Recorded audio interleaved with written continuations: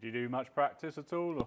Yeah, I mean, luckily at Burr Hill, you get all the practice facilities are free, so all unlimited balls and stuff. So yeah, probably if I've had a bad round or whatever, I'll probably go and do a couple hundred balls afterwards. Or, okay.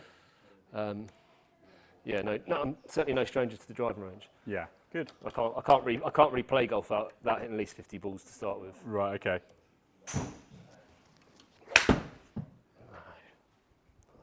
And many lessons, sort of.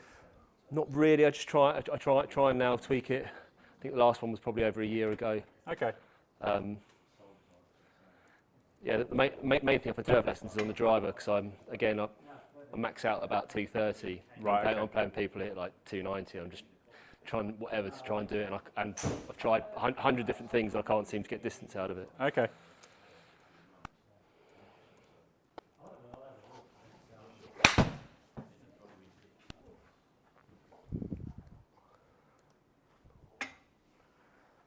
Have you got a sort of distance you like hitting from irons wise, like something you more enjoy?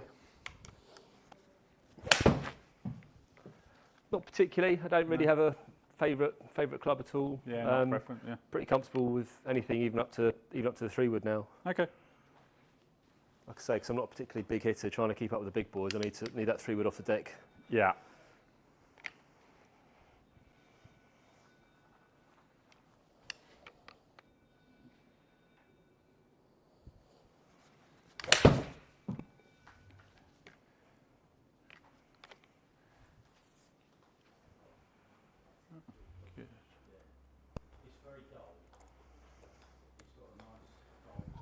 So once you're starting to feel sort of nicely loosened up, we'll get some AVXs out and get you to hit your 7-iron, get some nice numbers down, and then we can go from there. Oh, there's a hook. And would a bad shot be a heavier strike more than a cleaner one, or can it be a bit of both? Bad one would probably fizz off to the right. I generally try and play with a slight draw. Yeah. So the bad one is when I don't follow through and it kind of might fizz off a bit to the right hand side, but it doesn't tend to happen too much these days. Okay. But yeah. Yeah. So the last one. No, right. Cool.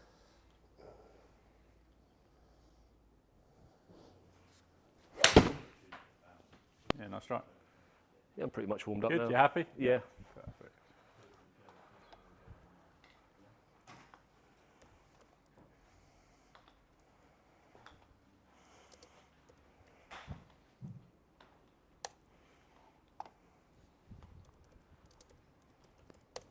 Right.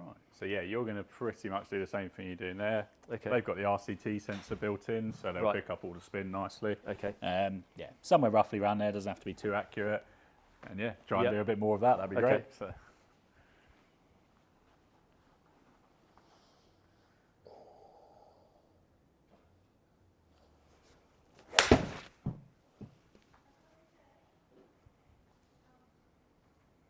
And sort of comfortable distance for the 7 for you? It's normally about 150. Yeah. So it's generally for that. Okay. I notice I'm more of a clipper of the ball rather than I don't really create wedges. Yeah. Sorry, divots afterwards. Yeah, no, that's cool.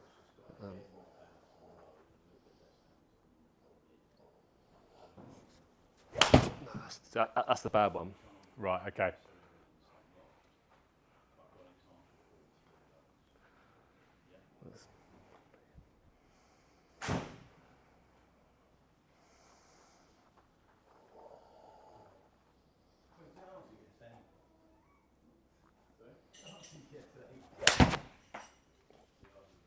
Sound a bit better. Yeah, just fractionally toe side, but good. Yeah.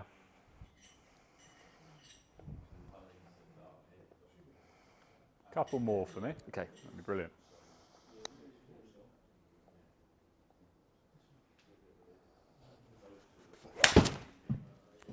Good.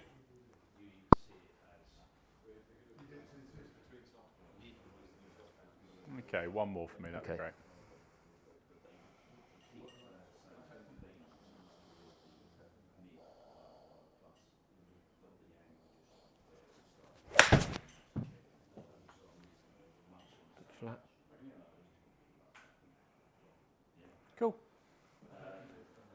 Yeah, so if you want to come over and we'll sort of discuss. The first thing we'll always look at is your sort of strike there.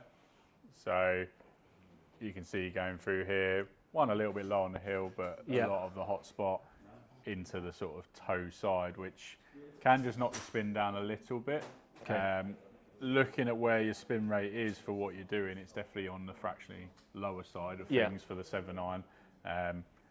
Really, we'd like to see a 5 in front of that if we could. I mean, modern day technology, all the lofts have got a little bit stronger generally across most brands, so the spin has come down effectively from that. But for where your club head speed is and what you're doing, we want to make sure that ball's staying in the air as long as possible. Sure.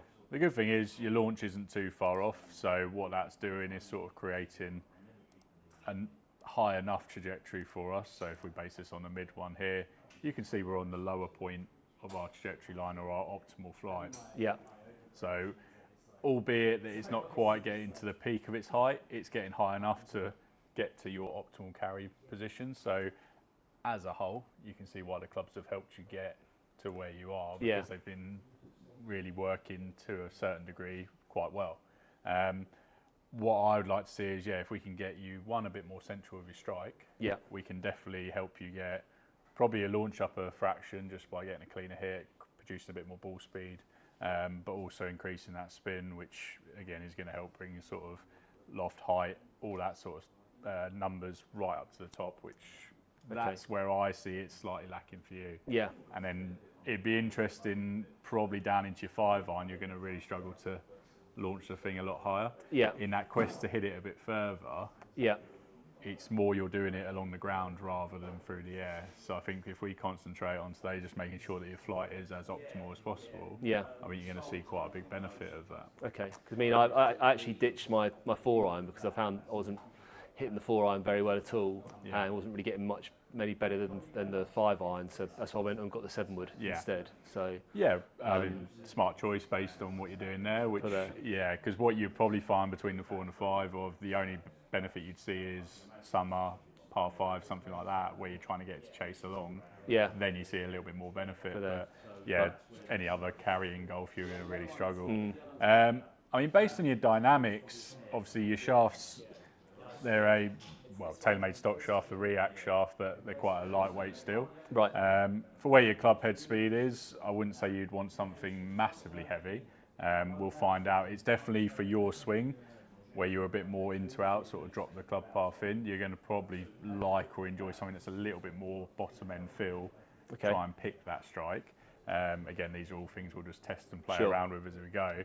But from your setup and what you're doing, where you're a little bit more over the ball and you tend to get in here and through, it's just finding the right concept for you lengthwise and everything, because you're someone who tends to stand a little bit further away and get over the ball. So again, it might end up being that we play around with that length just to try and optimise the strike as well. Certainly. But I think some of the weight and everything will help bring that strike into the middle. What I'll do. Was there any of the PXG heads, like obviously you said you wanted to try, was there a head you were looking at in particular? Well, from obviously what I've seen from all their adverts, they're saying about the latest one, the 6th generation, being a little bit 15% thinner and all that malarkey. Presumably that's going to be their best one if it's their latest one. So I mean, again, it's looking at where the lofts are and everything like that. That's the only thing we've got to be careful of. We've got to take into consideration, unless we improve your strike a little bit more, we still want a bit of a forgiving club head in there. So I'm not going to try and push you into too much of a difficult job. I mean, the PXG heads, sort of the P version, might be a good one for us to test against your TaylorMade, because they're not too dissimilar from that point of view, and then we can get a nice idea of how that works in relation to yours. Find the right shaft for that, and then from there, what we'll do is we'll just play around with different heads once we get a shaft that we're happy with. That sounds good to you. Yeah. And then you can tell me what it's like, the feedback and everything from the PXG. Good. Any questions from that at all? No, all good. I mean, so what spin rate I should ideally want to be getting up in the 5,000s? With a 7 iron. I mean, again, it's all apparent on launch. So if your launch is high, you obviously don't want to have a really high spin. You're just going to send the thing to orbit. But because when we look at your launch here, so we come back to our optimal range, you can see that optimal for your speed to have a launch would be around the sort of 19-20 degrees. Because we're at 17, in essence, we'd like to have a higher spin rate to keep the ball in the air a little bit longer for you. Like I say, summer, you you're going to get that sort of flight. It's going to go a long way. It's just winter. There's always that chance of it could possibly fall a little bit shorter if you don't get the right strike. It's a catch-22 of what we're going to try and do is not take away your distance, but increase your height. It's not always the easiest job, but that's what we're going to try and do. So it's not necessarily that you're going to hit it a lot further, but what I'm going to do is bring your carry and total a lot closer together. Because what you can see there is you've got a 16-yard gap on average between when the ball's landing and when it's finishing. Yeah. Now that's on a fairway. On a green, that's probably going to equate to maybe 8-9 yards. Yeah. That's the difference of if you're going to the centre, you could almost run over the back. Yeah. So sure. Catch a firmer green on the day, and unfortunately, it's going to be a long old round. So I think if we can improve that, keep your distance up, but get your carry up, get a better flight. Okay. All in all, you're going to see better results, and to be honest, that's going to help you with bringing your handicap down even further. You've got control. Okay. Yeah. Good. Right. Let me put something together, and we'll go from there. Right. Let's have a couple more practice swings. Yeah. Go for it. Yeah.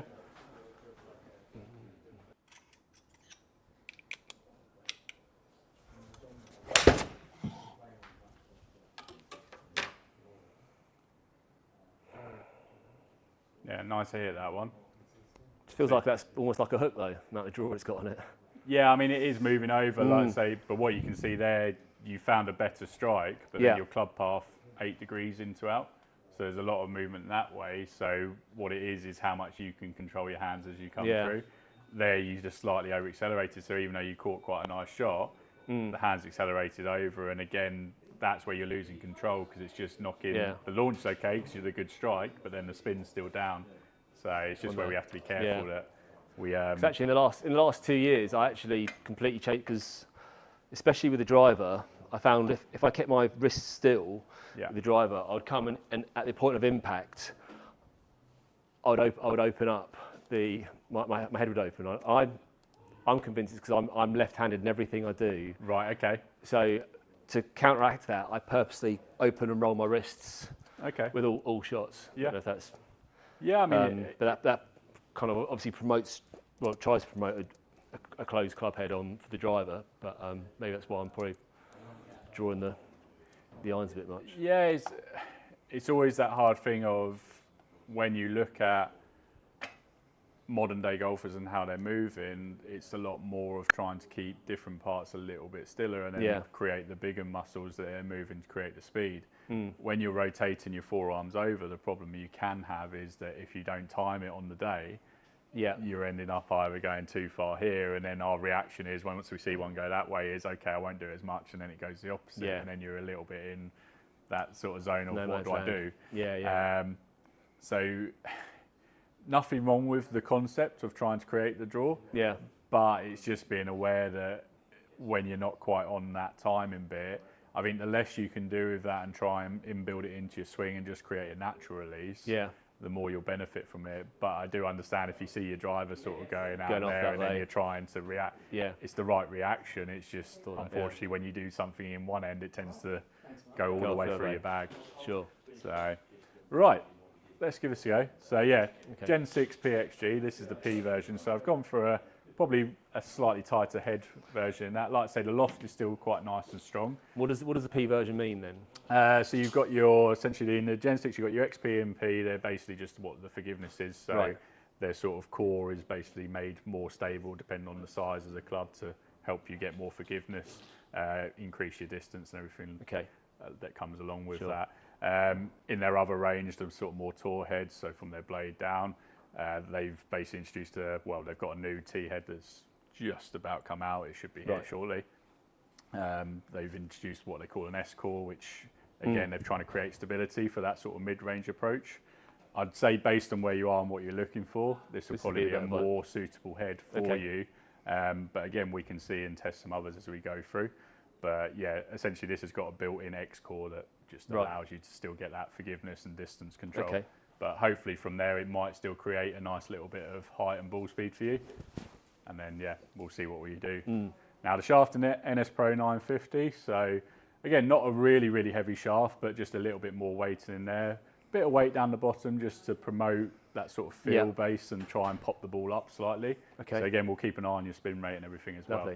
And moving into a 6-iron head now, so we should see a bit of increased distance.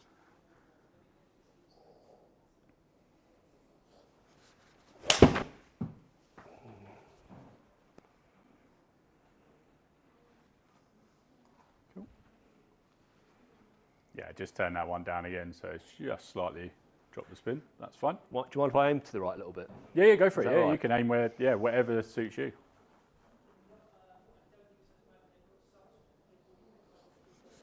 Oh, that's a bad hit. That's all right, just a little bit heavy. And come down on that one. Yeah, no, that's fine. Have a couple more for me.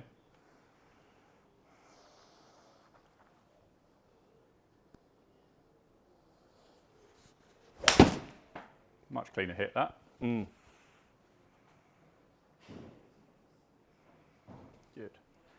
Yeah, so this is where that loft bit is going to become important because the PXGs, they are beasts of heads. Right. It's where they've had a lot of their success of, they've gone a bit stronger lofted, they're really firing out. Yeah. The problem we're seeing there, that was a really, really good hit. Absolutely beautiful in the centre, but your carry was fantastic. Your stopping distance, though, 17 yards after, it's just not controllable. Too much. Yeah. We've really got, the smash factor is really good. 1.42. Anything I say about above 1.4 is good for a 6-iron. We don't want to go in too high. We don't want it up in the 145s and above. I'll be honest, I've no idea what smash factor is. I've heard of it. But. Yeah, so it's an equation of your ball speed versus your club head speed. Now, tendency is your smash tends to go up with better strikes. But it's also about how you deliver the loft and everything like that as well. So, yeah, in essence, a driver smash speed would be sort of 150, 1.5. That would equate to you having like 100 mile an hour club head speed. You'd get 150 mile an hour of ball speed. Right. So when we're doing this equation for an iron, and as it drops back, your smash is going to slightly reduce as you go through, all the way down to a wedge that you might get just over sort of 1 point something in those low regions. So it's all about that control. We don't want high smash with the lofted clubs, but as we're getting to the 6-iron, we want that little bit of power we come off. So the actual smash of that is really good, but we'd like to see more flight and still getting that from it. So do you want me to try and come down a bit steeper on it, or just? Not really, because your attack angle is 3.2 down, so it's not exactly like you're not steep on it. I think you're actually hitting through lovely. It's just going to come to the case of when we look at heads, that we might need to go more loft. Okay. And try and keep that forgiveness to make sure we are getting the flight.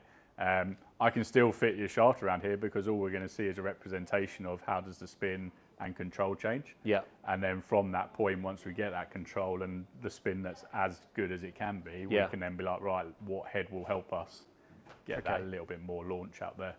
So yeah, let's see if we can get one. I'll see what the next one's like, whether we stop from there, but that last one was really good.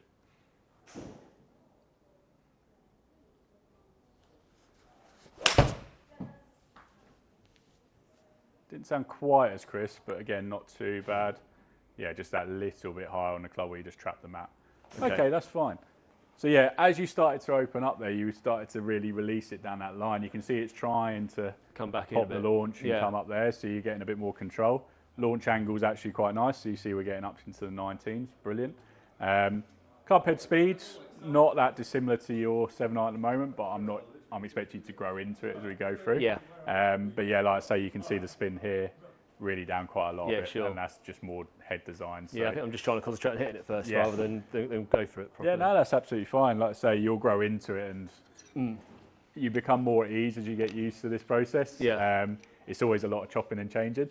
For there, okay. But so yeah, don't panic if I sort of say to something, oh no, stop there, because it might just be a case of I'm looking at it thinking, oh, we don't want to waste our time with that because it's really not going to work for you. Right, I'm going to go up a little bit more. What I want to do is just test your threshold in the weighting category to see how much you can handle. Yeah. And then we'll go from there.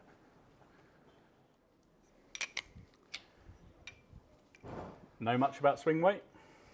No, nothing at all. That's right. No, I just play the game. I don't really. Yeah, no. Cool. I don't know anything about the technicals too much. No, that's fine. So swing weight is essentially a measurement from one end of the club to the other. So what I'm using here is a swing weight machine to sort of find out how heavy the club feels. Right. Now, depending on like the balance of different shafts, you'll get shafts that have the weight a little bit more distributed up towards the grip end. You'll have others that are right in the tip. So that can make a shaft that weighs exactly the same weight as another one, but feel like it's a lot heavier. Yeah. What we use is like an A to E system, 0 to 9. Now, every number increment is 2 grams. So if you were like A1, you'd be really light. If you got up to E sort of 9, you'd be very, very heavy. Right. Your average set for a men's club at 37.5 inches for your 6.9. It's probably around D2. Okay. So yeah, looking at where your clubs, they were just fractionally lighter, but probably only about half a gram in it or so, not a lot from there. So yeah, what we're trying to find out as much as testing the weight is how you handle different changes in the swing weight itself. It may be a case when because we build everything here, that we might have to make subtle changes, make it a bit heavier in the head, make it a little bit lighter. Right. But we do that all internally, so you never see that. So. Sure. And presumably the clubs I get wouldn't have this chunky bit here. No. Yeah, no. Is that kind of factored into? Yeah, so what we do is when we put every one of those onto our clubs, we essentially will grind down to match the weight in. Right. In essence, every club is just built the same way as what it swings there. Yeah. It just looks a lot prettier, but that allows us to try multiple shafts, where if you went to a manufacturer like PXG, they would only be trying the shafts they offer with their clubs. Yeah. Whereas we can try aftermarket ones, different ones to find and really fine tune what works for you. Okay. But yeah, it will look a lot prettier, and that's, you don't have to worry about that one.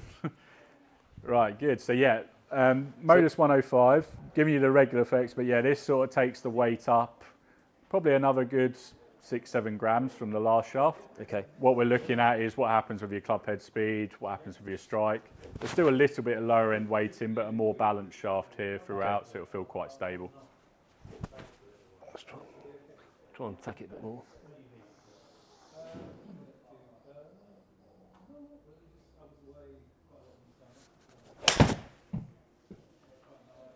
Just turned it over a bit.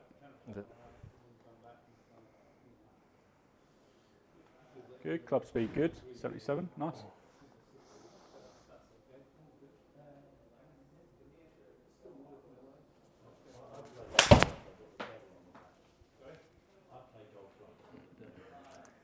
Yeah, just getting that a little bit. Have one last one for me. Okay.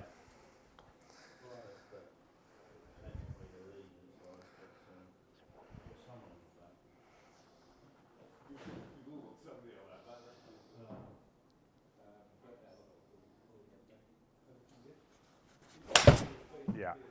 So that little bit extra weighting where it's just getting put down into the bottom, it's repeatable. Yeah. So definitely stability of the shaft, you got the same result, but where it was getting that little bit more weight down here and distributing, it just looked like your hands were going to get more active this way. Right. So what's then happening, you can see you're always hitting it left of the line, and looking at where I'm seeing a swing of, I don't mind you playing with a draw, but I want to see it more controlled, not looking like it's always going to turn over too much. So that's already given me an idea of what's going to be your top end weighting. Okay. But then what I'm going to do now is give you a slightly different feel of shaft, but not too far off in the weight, and we'll just see how that plays. Sure. But no, good. So yeah, taking a little bit of weight off here. This is a KBS Tour Lite. What this does essentially, it just pulls the weight out a little bit, so this will feel the lightest of the lot in terms of where the head weight feels. Okay. But in a middle ground in terms of the actual shaft weight, so we'll just see again where your speed is and consistency. I actually find the back of the head off, I actually find it a little bit annoying, because this weight here, when the club's down, it looks like just an extra line on the back of it. Okay. For there, but well, if it starts to bother you too much, what we can do is change the club head and then, yeah, just give you something that you like the look of more.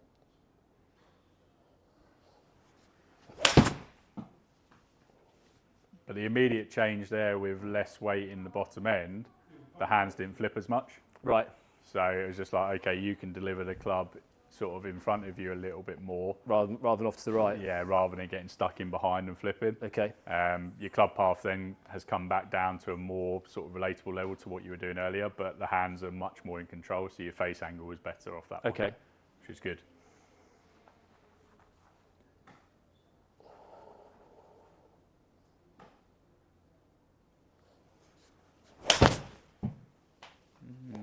Just going under that a little bit. I think that's the profile. Again, have one more for me. Okay.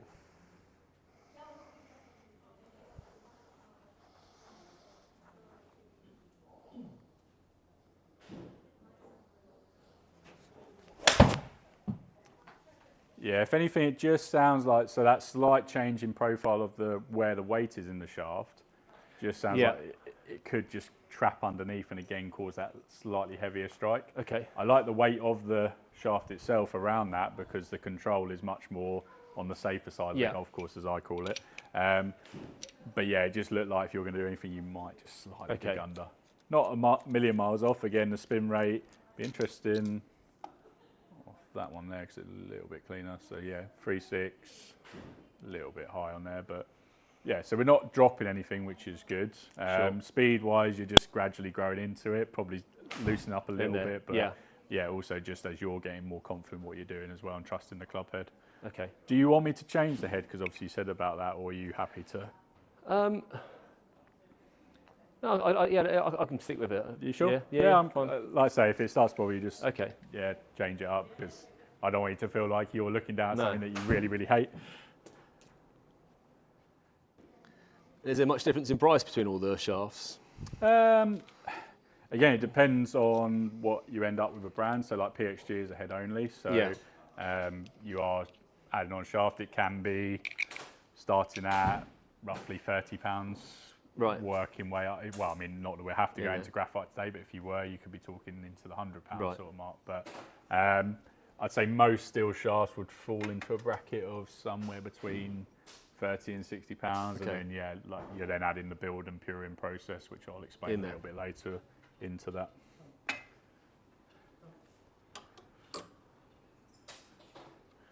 Right, so back to that sort of more lower end weight and feel. Now, again, this is a Dynamic Gold 95, so probably one of the lighter shafts we're using, but all the weight is really sort of pushed down at the bottom end. Okay. So it will feel a little bit heavier in the club head itself. Yeah, it does a bit.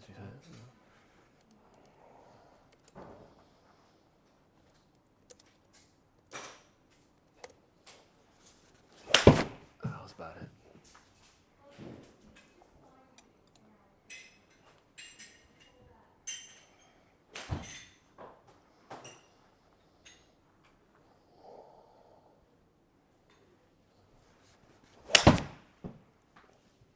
Better move. Be interested to see your club path with that one. Yeah, not bad. I have one more. Just be interested to see where the next one goes in terms of path and how you strike it.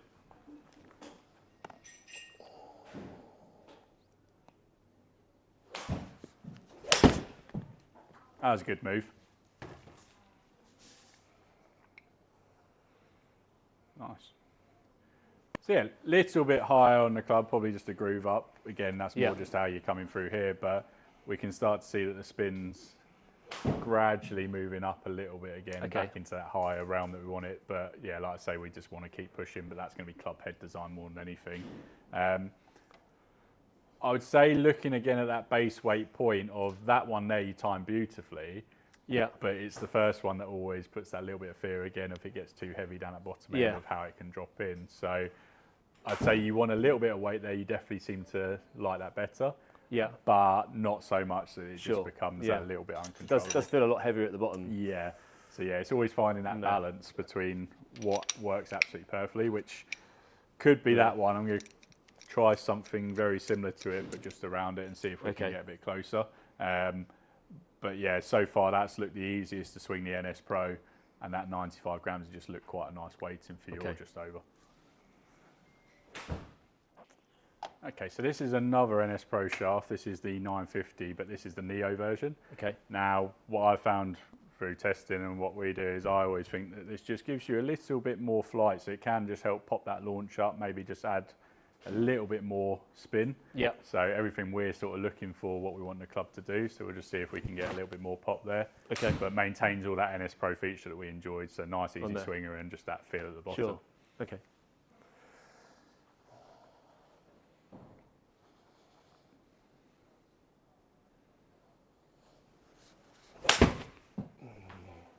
Just caught the ground, so it's going to turn it over. Yeah. That's fine. That's right, that's just timing.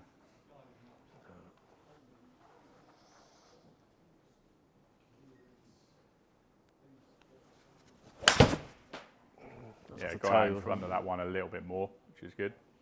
I know it's toe side, but definitely from a move point of view, much better. Okay.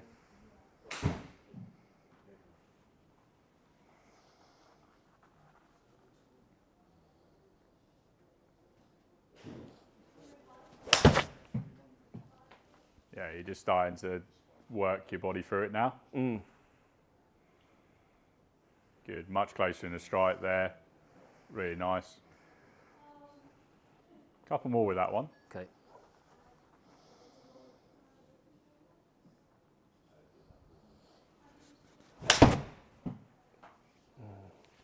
How'd that feel? I felt like I didn't bring the hands round. I felt like I just left it hanging out there a bit, which is why it's gone out there. Yeah, I mean, interesting sort of club path, probably one of the best ones, 4.8 into out, so not a lot going off that. A little bit of the into out angle, but not too much. But yeah, just, it felt like a bit of a push. That was. Yeah, I mean, it's pretty much what it is. You only close the face just under a degree back. So what we're looking for, in an absolute perfect golf shot to hit a draw from that club path, you'd want sort of minus half of your path. Right. So yeah, looking around that 2.4 mark, because you're only 0.8, it just hung it out to the right ever so slightly.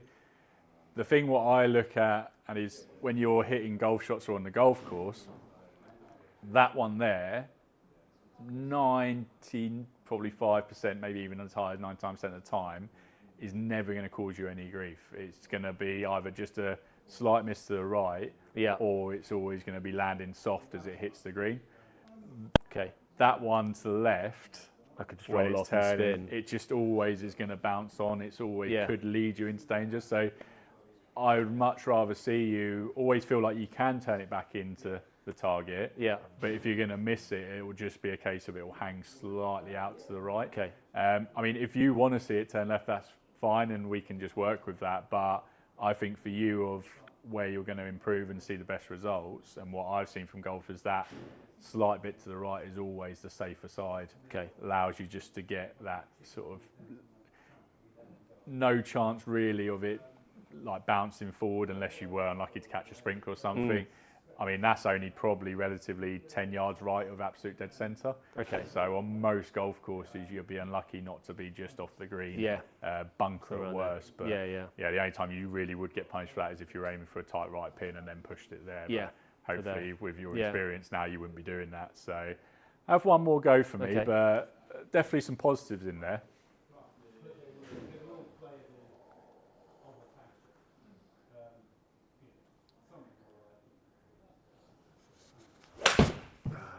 Yeah, just caught that a little bit. Okay, that's fine. Right, one thing I want to do before, because I'm probably going to come back to that NS Pro, but I just want to try something a little bit longer. Because looking at how you set up to it, I just want to see if that changes anything, how you deliver the club, how it feels, and just see if we get any better results from that in terms of strike and everything. Now, as I mentioned earlier about the swing weight thing and how it sort of changes and what you do. As you add length to the club, it increases the swing weight, so it can make it feel quite a bit heavier. Okay. Give you an idea, a sort of half-inch increase is going to be close to maybe 3 swing points. So it doesn't sound like a lot, 6 grams, but it can start to feel like a hefty amount. There are certain things you can do. Now, obviously, if you go for a bigger grip, thicker, like mid-size, the overall weight of the club gets heavier, but it does sort of balance off the end of the club. So depending on your hand size and what you like the control of, you can save a little bit there. You've also got the option of like selecting slightly lighter heads. So there are certain manufacturers that provide lighter head options. So you can get that length, that heaviness of the swing weight down again just by using something like, let's say, a TaylorMade P790, because they come in quite light. So this is now what, half an inch longer? Half an inch longer. So yeah, we're just going to see. This is back to the NS Pro, so a shaft we had success with, but it'd just be interested to see how you swing it and where your strike is, if it gets a lot worse or if it gets better.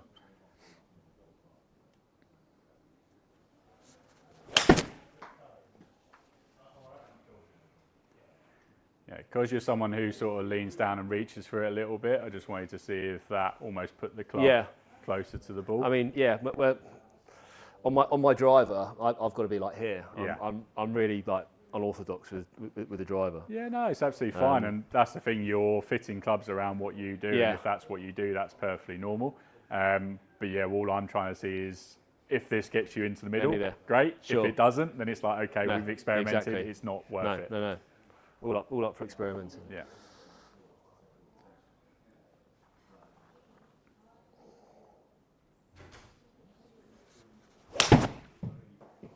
That was a good swing again.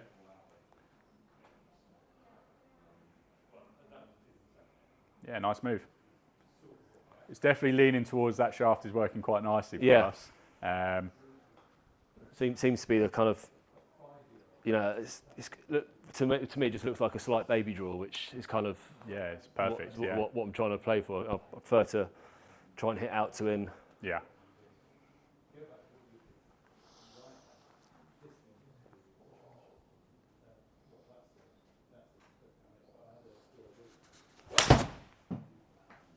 This will be an interesting one. Probably just slightly left it hanging out there. Still trying to work its way back. But not bad at all. I mean, it's always going to add a little bit more launch, a little bit more spin because you're essentially adding a little bit of loft to it. But again, it's well within that sort of safety bracket. Completely. As long as it's doing what I want it to do, you know, I hate being in the middle of the fairway if I've pushed it left and sliced it right. You know what I mean? Because you're like, well, that's just complete luck. You know, I'd rather it be a bit off centre and it's done what I've wanted it to do to a certain extent. Yeah. How does that feel being a little bit longer? Is there anything you've noticed much? Don't really notice it, to be fair. Okay. Have one more go, and then what I'm going to do is go back to this standard length one. I just want to see that change of weight, change of length, and how you adjust to it, or whether it starts to throw you off a bit.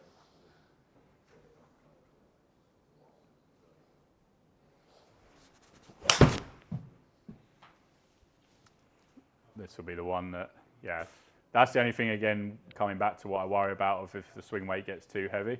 So that's where making the option, we'd want to make the head as light as possible or keep a lighter head just to stop any of that hand slipping over. Okay. I mean, in terms of strike off those ones, and again, like I say, we'll get you to hit the standard length again. Wasn't terrible, sort of a little few, like a groove up or so, but pretty close to the middle.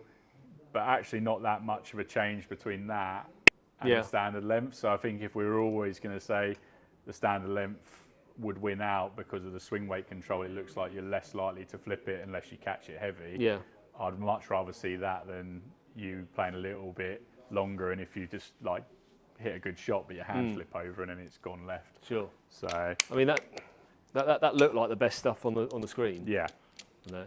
Yeah, I think from those shafts of where we went up the weight categories to try and give you a bit more weight to see if that brought in even more control, what we lost out on was the same thing as the swing weight getting heavy at the bottom end.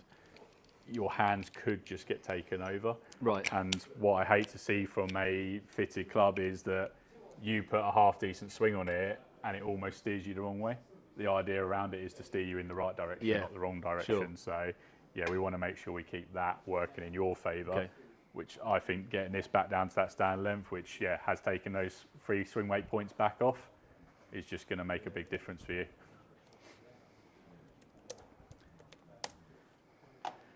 Right. Cool. Yeah, probably feel a bit weird going back to a standard length one after. I'll be honest, I don't really notice the difference at the moment. That's fine. But I feel like I'm probably getting a bit closer to the ball. Maybe. Yeah, no, cool. A bit flat as Paul. Yeah, but that's the thing of where you catch the ground, that does turn it left. Yeah. But that's where basically the same miss left on the last one was a good hit. Just the weight of it took it over. That's just the ground and the club flipping from where the heel was hitting the ground first. That's all. Let's aim to the right a little bit.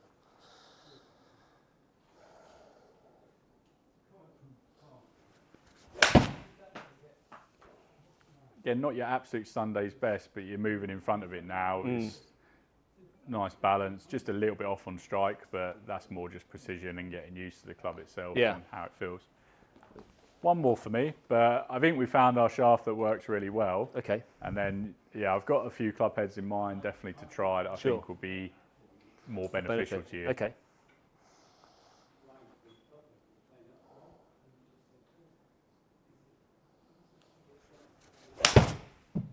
Yeah, good move. Yeah, I love that. Perfect. Good. So yeah, we can take that and look at the data of, you can see launch pretty good, sort of 18. We're slowly moving up as we've gone through that, as you've delivered it better. Spin, we're back into the 4,000, but of course we want to get that a lot higher. Sure. Carry, fantastic. We're getting good distance off of it, but we still need to reduce that down, which we're going to do with loft of the club and everything there. And you can see its smash has crept up even higher. So that would be like the top end. Okay. Again, that would depend on flight. I'm always sort of 142 is quite a nice safe area for me. Right. I don't mind if it's snuck out to there. Is 144 much higher than 142 though? It's a few mile an hour ball speed. So again, it's just a case of the flight of it more than anything. So what you'll see here, again, it's just that point of it's going through, and if you get it turning slightly, it could just chase it down and go a little bit longer. But would wouldn't my shot shape, the fact I'm playing a slight draw, wouldn't that not encourage the distance once it's landed? Because I'm effectively kind of top spinning, rather than if I was to play a fade. Depends how you, it depends how you deliver the club and where you strike it. You can still hit a lower spin fade. Fades generally will always create a little bit more spin because of the delivery point of it. So yeah, you are right. Most of the time you're hitting your draw, you're going to be reducing the spin down. But that's why it's even more important to make sure that you get a club head that's going to keep the flight up or keep the spin up a little bit more. Sure. Like we saw from, come back to that optimizer for you. As you can see here with the shaft and what we've done there, it's helped get your launch in the right place to match where your club head speed is. But that spin and the sort of loft of the club is just a little bit low for where we'd like it to be. So 14 yards is definitely better than 18. But I would like to get that down a little bit closer if we can. But yeah, you are completely right in terms of what you're saying of turning it over. It's going to naturally create that. But you can still create a slightly softer draw landing. It's always going to be a little bit harsher than a fade. Yeah. But we want to play with a draw. That's what you enjoy. So we just want to make sure it's a controllable draw. Good. How did the club head feel, other than obviously, I know you didn't like the back of it, but what? Yeah, it was just. I know the back. It's kind of like a zigzag. It just looks like another straight line. So it just looks like a little bit. It looks like almost. It feels like it looks like a double head. For there. But, yeah, no, it all felt fine, to be honest with you. Okay, cool. Right. So yeah, as we changed these like different club heads, you can sort of give me that feedback and be like, okay, does this feel any different? Does it feel softer? Does it feel harder? Yeah. Again, looking down at it, is it something you enjoy? Is it like, no, this doesn't look right to me? Okay. Number one thing still with fitting is you've got to enjoy the club you're buying. Yeah. If you don't, you're going to have one bad round and go, why did I buy this? Yeah. So yeah, you still got to trust it. So what I'd probably say from what we've seen today, the P790, because it's base loft 27 degrees now, we do have the opportunity, we could add a little bit of loft there.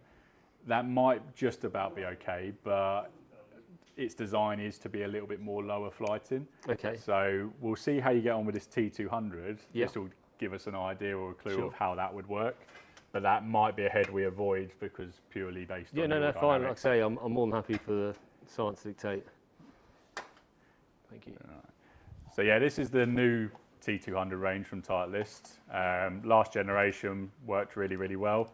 Has this just come out this year then, is it? Yeah, literally not that long ago. And not quite sure what they've done, but they've created something that's probably even more powerful. Gone a tiny bit stronger in loft, but it seems to have kept the launch or even kept it a little bit higher with that stronger loft change. So we haven't lost any of the flight from it. It's still flighting really nice and still has a lovely feel off the club. So see what you think of it.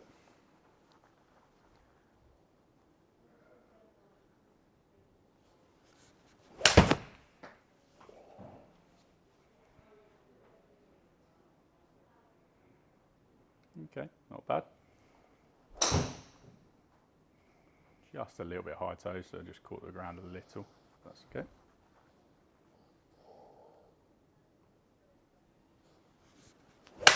That's a bad one. Yeah, that's all right. We'll ignore that one. That's just a heavy strike. Good news is it wouldn't have hurt you. It would have just run onto the front left. So as long as you don't have a lake in front of you, you're fine.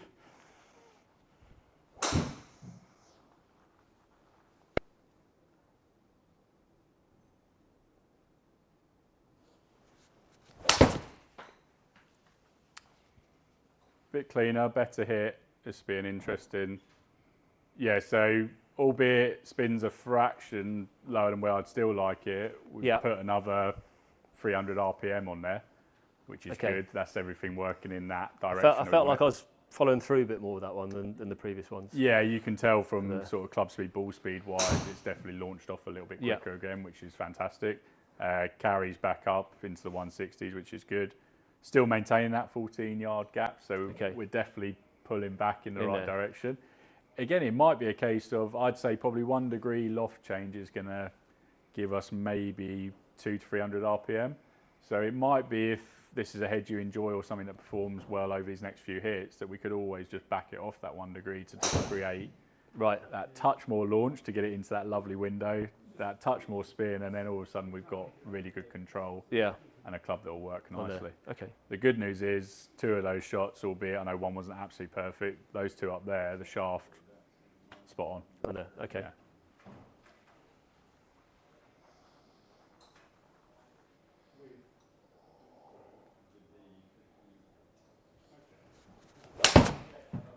Good move again. Highest ball speed today. Yeah. Well, comes from your best strike, so that'll tell you everything of hit it bang in the middle, and that's the sort of speed you can get. Now, again, the spins come down a little bit from that point, launch as well, so it's definitely pointing in that direction of more loft is going to be helping you as you get more consistent with that strike. Because, when you see here, it's just picked it down onto the lower side. I would just like to see it up a little bit more spin.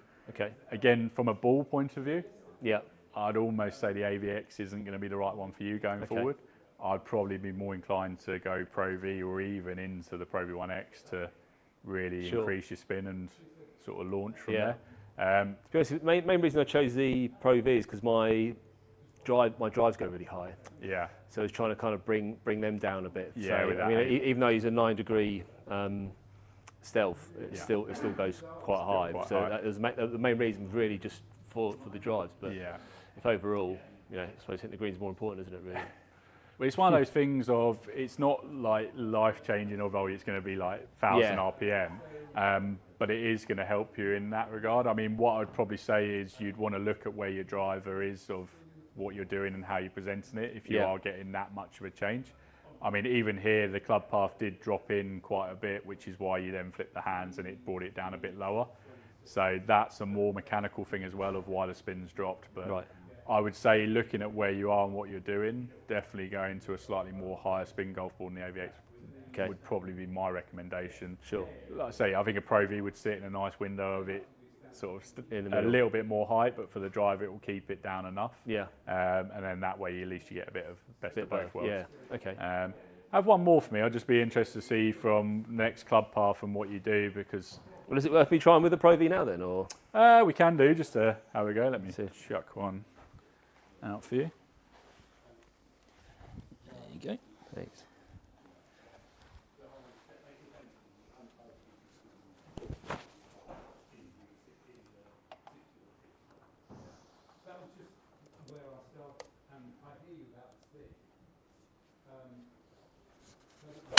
That wasn't a good hit. That's all right, just call it heavy. And again. We'll ignore that one for you. It's a nice bit about inside, you can get rid of that stuff. So.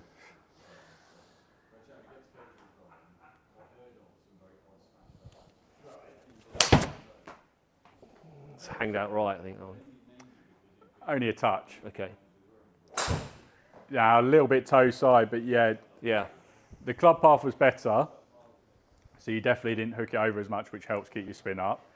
But the launch slightly higher, the spin definitely higher there. So I'd say there's something in it to allow you to get that better fly. So if I just have one more go, just try. By all means, try a flush one. Yeah, no, it's fine.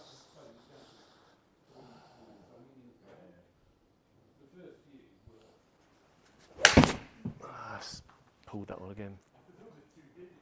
Yeah, just forced it over, and that's again, your best swings have come from where you've cleared your body a little bit early.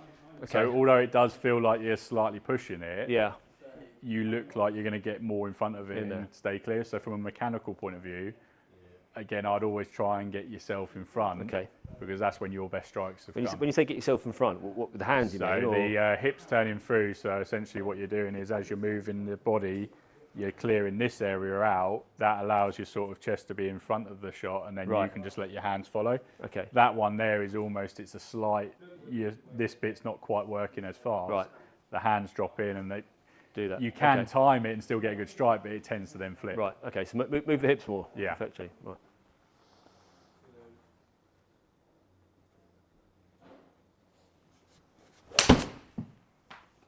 Yeah, and then it's just that angle, so you just turn it. Yeah. That's fine. But your strike, like premium, really, really good. Yeah. I'll just have one more go. Yeah, it's fine. It's no rush, so don't panic.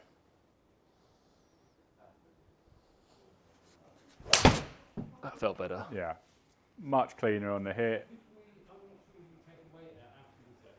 Yeah, much closer. And then we're starting to see now we're closing the gap, so we're under the 14-yard mark now into close to 13.5. From a launch point of view, you can see now we're up here. We're getting a much better flight. We're getting much more control. So, albeit, your attack angle is not massively steep, but it's not like really, really shallow. But everything else, by your spin, which is just a hair's breadth low, is blue, and optimal. So, okay. Really, really good. How did that club head feel look compared to the PXG? Any comments? It just looks really thin to start with. Okay. But again, what I didn't particularly like about the PXG after 7 or 8 hits, I didn't really notice it. I think just because as soon as you get given a club, you start staring at it. You kind of looking for what's wrong, what have you. Okay. But yeah. So does it look thin in the point of you don't feel like you'd have the confidence to be behind it and hit it, or? No, just looking down just looks a little bit on the thin side. That's all. But I mean maybe just because mine is maybe slightly, slightly thicker or what have you. But depending on where you want to go, a lot of the clubs to try and get the flight we want are probably going to be on the slightly thinner side because you're looking at a slightly better player's head. Yeah. If we were trying to stick with that more traditional thicker, there is a head, something like the 923 hot metal high launch, which is definitely a thicker profile, but with a nice high loft, get the ball flighting up. I'd probably say for the level you are or moving into, and where your handicap is, and hopefully where it's going, you'd probably want to have that. That's fine. Like I say, I mean, when I came here for the putter fitting, I thought I wanted a silver Scotty Cameron thin one, and in the end I'll get a half moon back. So, and all the science said that's there. So if all the science is saying one head in particular is working better, despite whether I particularly like the look of it or whatever, if I know it's doing the stuff for me, then I can kind of look past it as long as it's not really grotesque and putting me off whatever. So. No, that's fine. Like I say, if it's just a case of it looks a little bit thin, I think that will get comfortable on the eye over time. No, completely. But as long as you like the look of it and you're not staring down thinking, oh, this is horrible. No, certainly not that. No, that's fine then. Okay, let's try.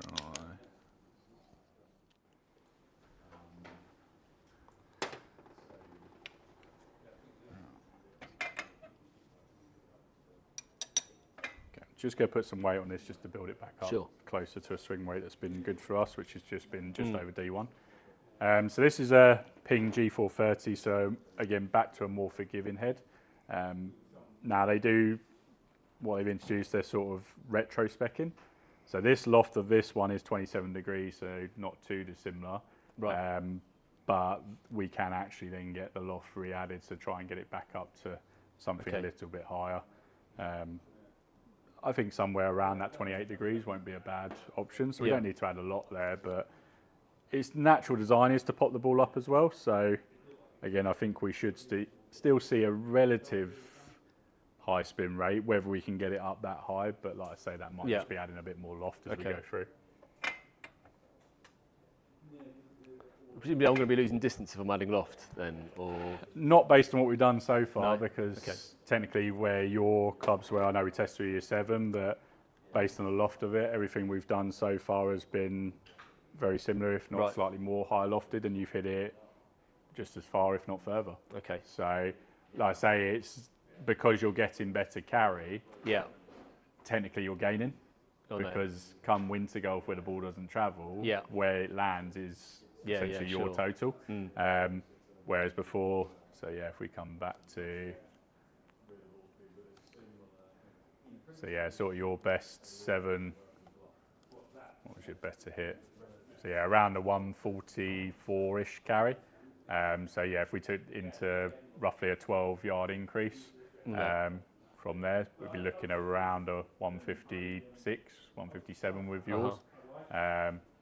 Take that T200 for an example, sort of 164 carry. So right, okay. You're definitely not losing anything. No, sure. Guarantee that.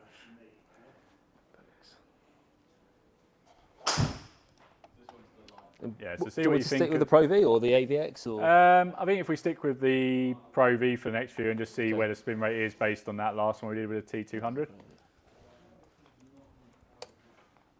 And then that way it's a nice fair test on what we're getting from the spin.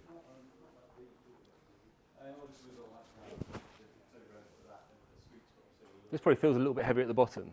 But probably because I've had to add the weight in, but yeah, fractionally it's a very light, well, it's a much lighter head in general. I think I moved my hips on that one. Yeah, that's okay. Just call it a little bit heavy, but that's fine. I think I was too busy staring at the back of the club. Yeah.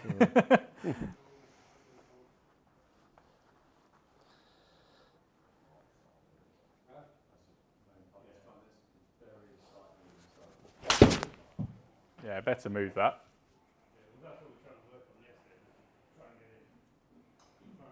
Yeah, again, getting close in a better place. Spin was quite nice, so definitely.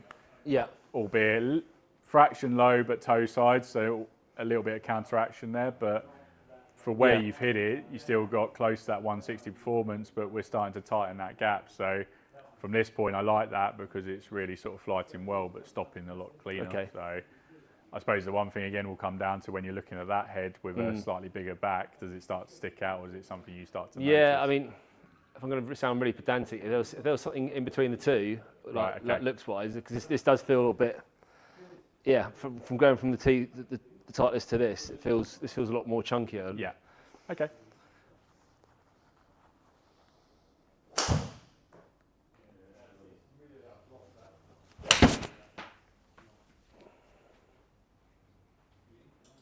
Yeah, so that's probably your most central hit, which you can then see how the launcher's kicked up quite nice.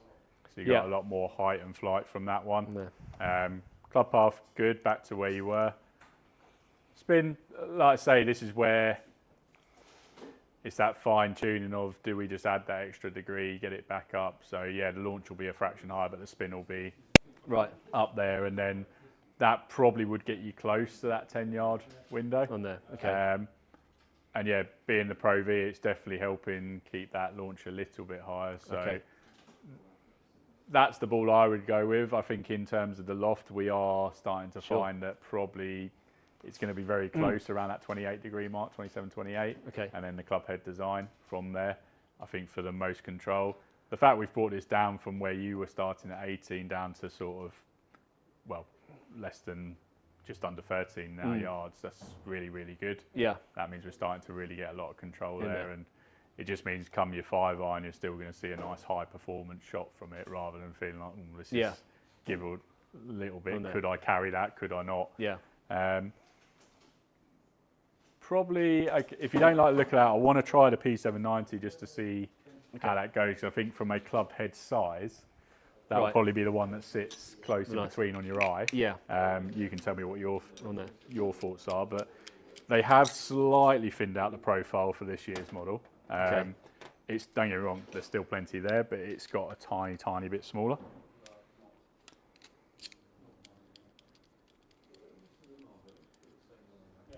It was probably one of those when they were looking at how do we improve on the design of a club that's been so popular. And I think the only thing was of how possibly they looked at, could they combo it in with a 770 head or just make it a tiny, tiny bit smaller. So yeah, have a look at that and see what you think. The only thing, like say, my downside for this would be, does it get enough flight because it is a head that is designed to pop it out a little bit lower. Looks a bit similar to the PXG in the fact it's the double line again. Okay, that little bit at the back, yeah, that's fine.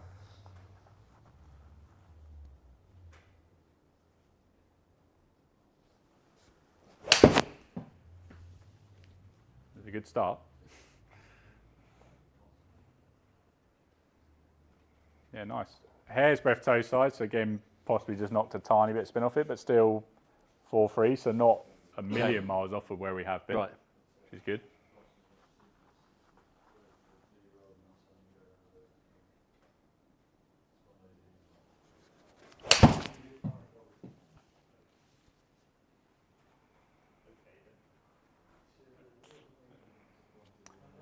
Yeah, again, really good sort of numbers there. Very, very similar on the spin rate. Strike actually very, very similar. Ball speed fantastic. Smash 143, so it's pretty close to our window of what we'd like. Yeah. Just again, still under the 14-yard mark, just stretched out a fraction more than the ping. But like I say, this is a thing that 1 degree here could just pop it up, add a bit more spin, and get you in a comfort zone where I just think, okay, you're never going to worry about it just jumping. Yeah, yeah. That's probably the only one downside that's ever been mentioned about this club is that out the rough, especially, it can just get a little bit more jumpy than other clubs. Right. That hollow body design, that sort of pocket where it does fizz off and you can hear the noise, it's really popping. In there, yeah. You just have to be aware of that when you're playing. So where you normally might hit a 7-iron, you might be standing there thinking, actually, I probably want to go down to an 8, or depending on how it's sitting, even looking at 9 or playing it soft to make sure you don't get such a jumper out of it. But that's not saying that no club can jump out the rough, but it's more... What happens on these ones? Yeah, more likely to happen on this. Yeah, no, someone said to me they had P790 before, and they said he said he liked the club, but the only problem was he sometimes found that when he absolutely middled it, it went like 20 yards further than anything else, and it was like actually it's great that you're getting that distance, but if you're expecting to hit 170 and all of a sudden you hit 190 or whatever, that was his comment. But yeah, I mean that's probably true. I mean, probably some people would argue like, we'll hit it more out the middle and then you'll know it's going that far. But yeah, there's nothing worse in golf if you're standing there thinking, okay, my 6-iron carries 164, for instance, and then all of a sudden it goes 180. You just can't play for that in golf. So I just always tell people that there is that slight risk to it. Like I say, the overall feel of the club and how it performs is fantastic, but it does have that built in from the feedback we've always had from it. So yeah, it's a little bit give or take. You take a little bit from where it's hollow body and it's really powerful, but then you have to give a bit back in terms of it can sometimes just throw out a number that you're not expecting. But have a couple more, see what you think.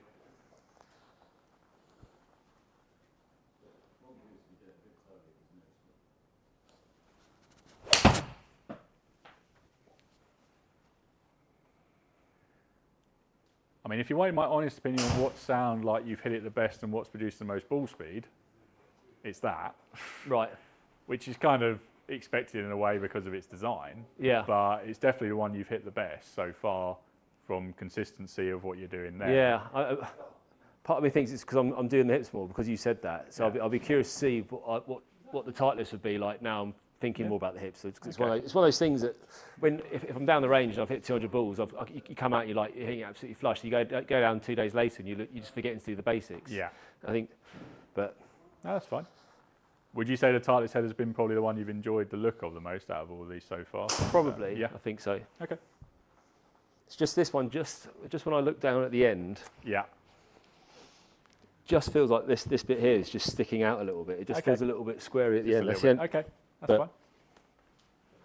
Now, again, it comes back to you've got to enjoy the look of it. But again, if it's performing better, then it's something just got to. Yeah, I mean it's not better, but it's just those first 3 very, very tight on dispersion. That was a bad one. Maybe not. Okay, what I'm going to do, because we have got some of it, but I'll put the Titleist back in as you were getting that move, and we'll just see how that feels now that when you have a second go before we move on to anything else.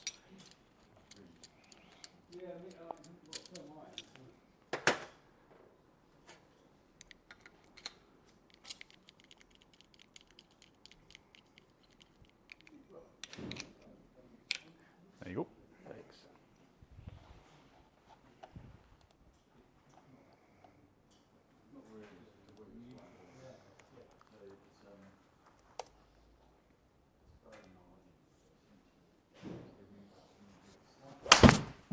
That's thin. Just didn't catch it. That's okay. Again, it's not hurt you. That's the nice thing. It's just stayed a little bit short. I mean, that's what I'm really enjoying is no club has really made it any worse in terms of how the shaft has performed. It's just been, some have been a little bit better than others.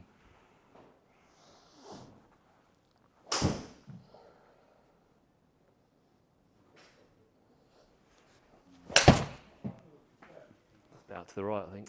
Actually, still trying to work its way back in, which is nice. Strike was much better.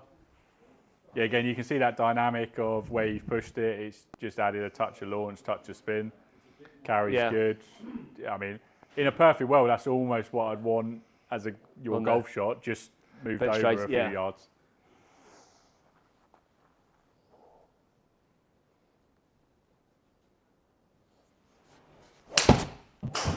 Yeah, good move again there. Yeah, so again, you can see the performance there, 165 carry.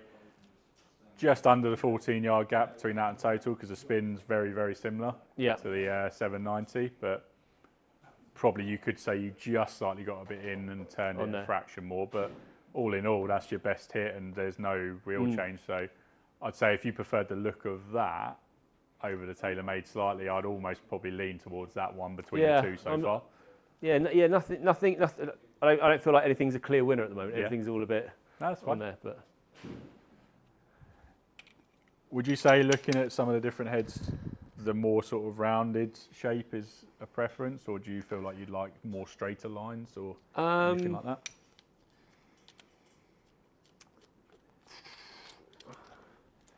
Yeah. So in instance, you got that sort of curve in as it goes through here, or like the ping, it's a little bit more straight up. There's obviously still a natural curve, but it's a little bit more straight up that way. Yeah, the thing that catches me the most is kind of the back of it rather than the top of it. So I'm not too fussed by the top. But so it's more just keeping that back out of view. I mean, do Ping do like a muscle back version, or? Yeah, they've got like I'll show you one. I'll show you a couple. It depends how far you want to go. Right, I'll try with this Ping I230 first, just to get an idea of, because it being quite a smaller profile of head, of how you get on with it and how it reacts to you. Natural loft of this one is generally 29 degrees roughly. So probably the most lofted club we're using so far. What is standard for a 6-iron? So there's no real industry standard, but we feel that 30 degrees is still a standard 6-iron loft. Right. I mean, but if you went back years, people would say actually 30 is strong because it'd be even weaker. But you'd probably find more clubs now with a 6-iron loft closer to 28, 27. Right. There's no secret. That is what most manufacturers have done, of a bit more material down the bottom end, make them a little bit stronger, try and create more distance with the launch, because that's what people wanted. They want to hit the ball further. Yeah. You watch all the guys on TV and they're smashing it out miles, so you want to try and keep up with them as best you can. They're all using blades though, aren't they? Not necessarily. What we found is that you'd probably say a lot of pros are possibly going to either combo sets or even things like this, the I230 throughout, because even they've decided not to make it as hard for themselves, because why would you when it's your living and money's on the line? No, exactly. It's like you want a bit of forgiveness when you stand there under pressure. Sure.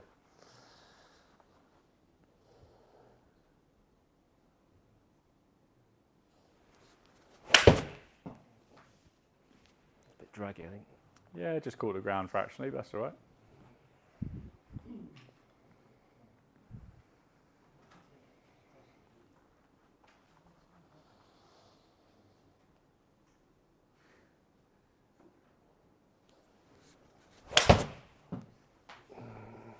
Good push. Yeah, so there you can see with a little bit more loft, your spin launch, so you launch 90.5, you spin just under 4.8. So the natural loft of the club is popping it up. The only thing you lose off there is, you can see with a club that's not got as much forgiveness, that toe strike has dropped down to 151, where we're probably closer to 158, 159. Right. Off a similar profile. Oh, no. So it's how much forgiveness you want to give up for that slightly probably better look for you. So, I mean, don't get me wrong, everyone can get used to hitting it out the middle and you can get used to the club, but it's just being aware that when you don't quite catch it right, you get that drop off. Yeah.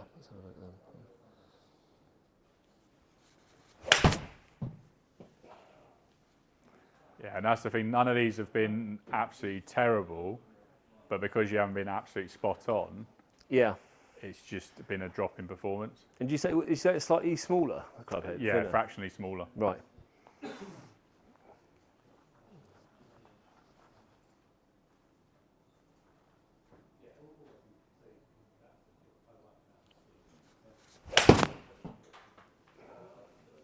Better delivery there, closer. So that's your middle strike. Yeah. And then you can see the distance performance is back up into the 160s with a little bit of a push, but I haven't hit one straight really, have I? That's the thing. no, and that's where it's just like I say is that then by making the club head a little bit smaller each time, is that putting more pressure on you to try and find absolute middle rather than just swinging? Which with the others so far, even though you've not got everyone absolutely spot on right, you just look like you swung it. This looks like you're having to really sort of think about what you're doing. Yeah, no, I think you're right. I'll have one last go. Yeah, that's fine.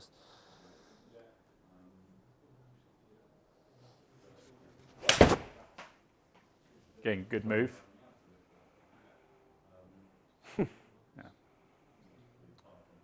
But yeah, that's where anywhere but centre. Yeah, that's the thing of, like I say, it's that forgiveness factor. It's just you've not really put it on there. So, okay. From a looks point of view, though, how did that sit on your eye and thing? Is that better for you? Yeah, that looks similar to the Titleist. Yeah. But yeah, I think I really just need to get over myself with the look. To be honest with you, I think the only one I particularly probably didn't like was just this one. This felt just a bit too chunky. Yeah. But you know, if one of them was like clearly outperforming all the rest of them, I'd just do that one. But yeah. I mean, you'd say based on the first three of like just bang, bang, bang, the 790 just went.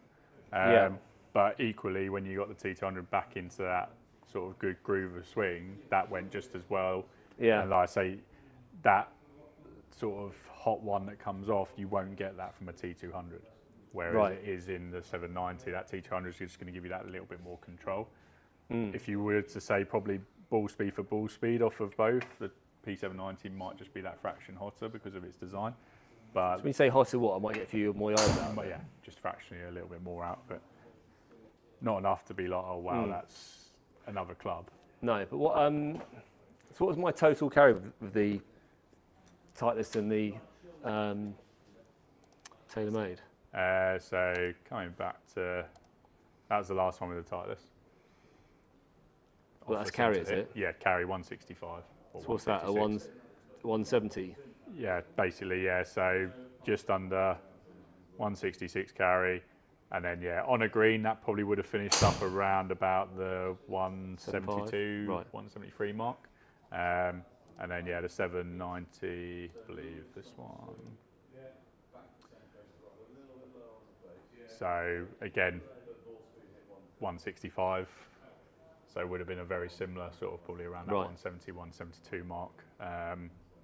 So basically, the Titleist is pretty much the one winning at the moment. If you were going on what's slightly better in looks and the like they're both as good as each other, but if you were saying what you've said to me about the look of what you didn't like about the P790 over the Titleist, the only comment was the top line was a little bit thin. Yeah, I mean, I think because I'm here and I'm looking at them, you know, like I said, the PXG like really put me off the first 5 or 6 hits, and then after that, I wasn't actually looking at it or so much. So, but I mean,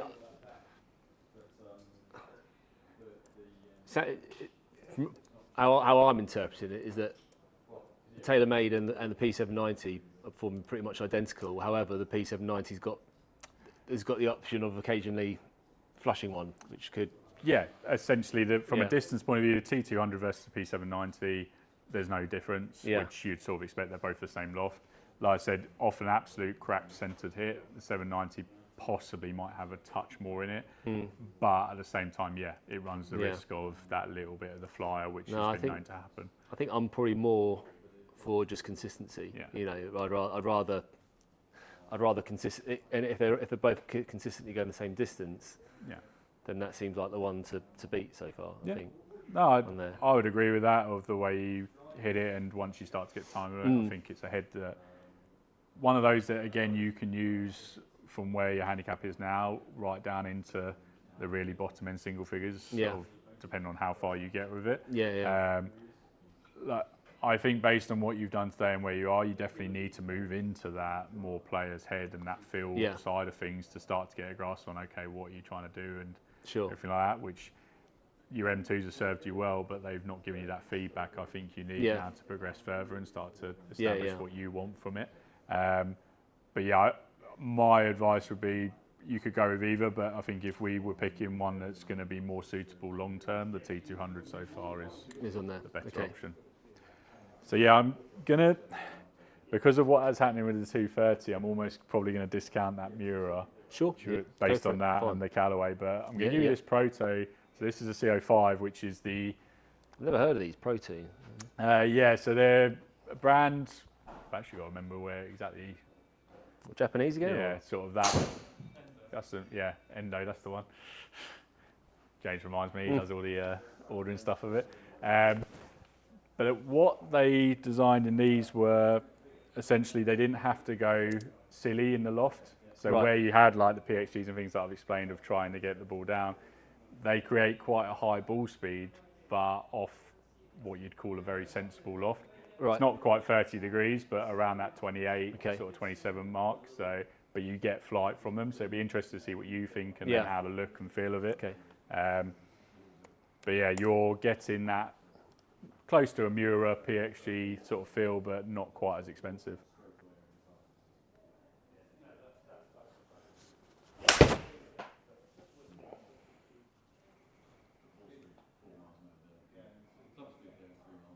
Just a groove high, so it just dropped out the air fractionally, but not bad at all as a start.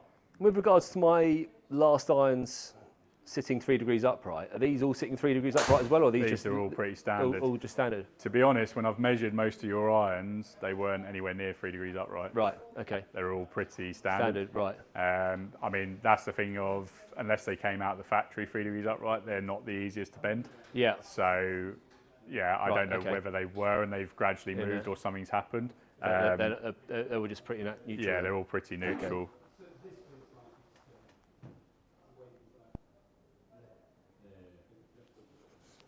That's a bit thin, I think.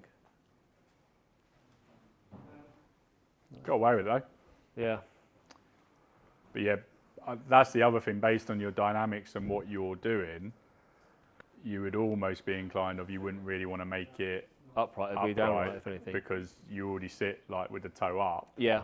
If we then made it even more, it's going to be even harder more the toe up, and then you've got to almost try and feed the club back down into the ball. Sure. So, like I say, that was 10 years ago when I wasn't rotating the wrist or anything like that as well. Yeah. So no, at the time it was what suited you best. That's absolutely fine. Sure. We will do a quick sort of chalk test on the ball just to make sure. But yeah, I think from a lie angle point, if anything, I'd be looking at keeping it more neutral, possibly even slightly flatter, just to help you out. But we'll see as you go.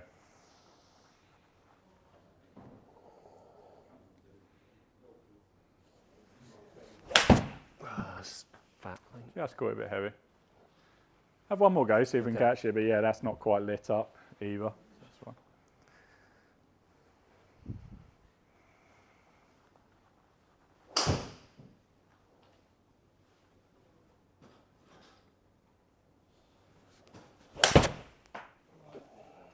That's probably your best. But yeah, I mean, again, I'm not seeing enough in the spin rate and what it's doing to then say, okay, that's outperforming. Yeah, because that's 8, 9 yards short of a good strike from the T200. So, and not if it was like, oh, it's 5,000 spin, I'd be like, okay, yeah, there's something there, but it's not. So to me, that's not really. Like I said, I was going to go and grab one head. I'm going to go and grab our 770. Just want to see you hit that versus 790. But if I'm being honest, if that doesn't quite do it, I'd say T200 is where I would go. Okay.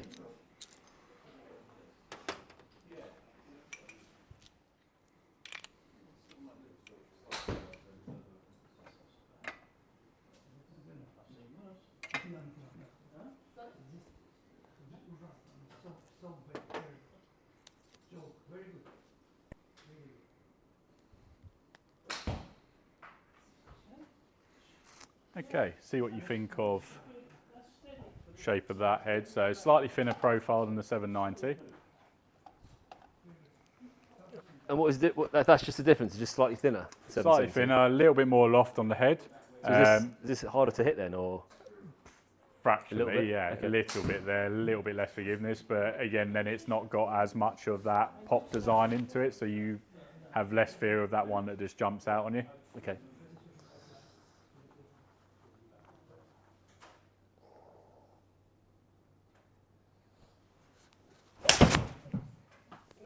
That's a pull. Yeah, just lost a little bit of balance, turned it over. I mean, again, if that's your worst pull, we'll take it. Yeah, yeah. So even, 70 odd shots deep into this, that shaft is still holding up really quite well. I think I'm just forgetting to just aim to the right a little bit as well. Yeah, that's fine.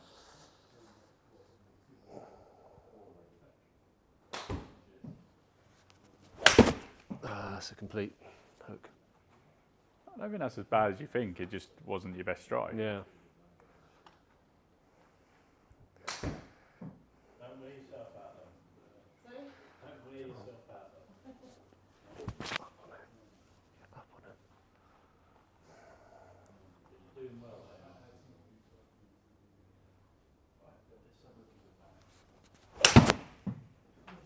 That's your closest so far.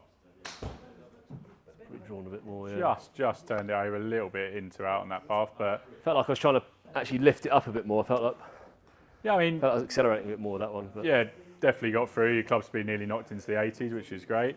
Spin rate really good, so starting to edge up to that 4.5. But that's the natural loft. Like I say, you get a little bit of that 790 hotness into it, but loft would like taken back a little bit just to promote that fraction of pop. So a good control. Again, would I say it's any better than the T200 at the moment? Probably not. Okay. But have a couple more goes just to reassure yourself. But I think if I was going anywhere, I'd definitely be T200.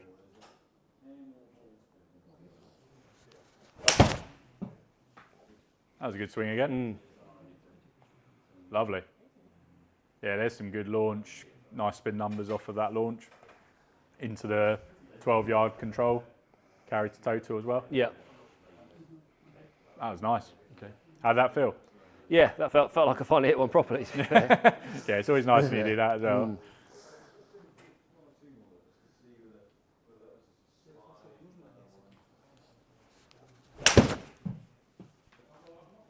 Just a touch off balance, so yeah, might have just turned it. And again, where you got a little bit, then your club path more into out. Yeah. Hands get more active, so you're going to naturally shut the club down. That's where it's just important that you don't, where you're trying to create the draw, you don't overextend yourself and keep going further and further that way, because you're going to have to work more and more here. In there, And the problem is you would then need to have like 34 degrees of loft to try and do that, sort of match it in, because that's got 29, roughly 30-ish of loft, and you've squeezed out further than any other shot today. Purely because you've de-lofted it down and really dynamically made it strong. Okay. So in the quest to draw it, just be careful when you're doing that, because that's where again you'll get that jumpy flyer. And just lastly, I probably should, this feels like a golf lesson, but am I putting the ball in the right place? Because last time I did have a lesson, he reckoned that I was losing distance because I was putting the ball too far in front of myself. It's not anything that I've noticed looking like from a ball position point that you've had an issue. Like I say, the only issue I see is occasionally, because you like to draw the ball, you just get a bit more inside and flip it. If anything for me, I would just occasionally, when you're practicing at a range, probably just chuck in the odd one where you aim a bit more straight or even to the left, and just go across yourself to create. Try and create a fade out of it, you mean? Or? In a way, to just try and square yourself off if you start to get a little bit loopy. Other than the odd one here or there, you've generally managed it around sort of somewhere between 4 and 6 degrees, or just over. But if you start to then chuck in 8s, 9s, 10s, it's going to make it. The irons are just about manageable, but especially if you're doing that in the woods, it's going to make it really difficult. So the easiest way to practice against that, chuck in a few fades or what feels like a fade, and then that should hopefully just square you back off. Okay, let's have one last hit.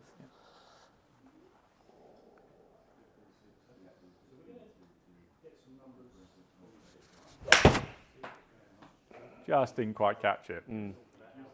But you can definitely see there's a touch more forgiveness in that head than there was in the ping earlier, the I230. in terms of when you've not got it quite right, you've got a little bit more out of this. Yeah. You're not doing anything wrong with it, by the way. It's not that it's bad. It's definitely a head that you could still use. It's not as good as the 790 or the 200. Yeah, I'd still probably, for what you want from a forgiveness factor, I'd still probably be lean towards that T200. Okay. Just fractionally and for the control and feel side of things. Yeah.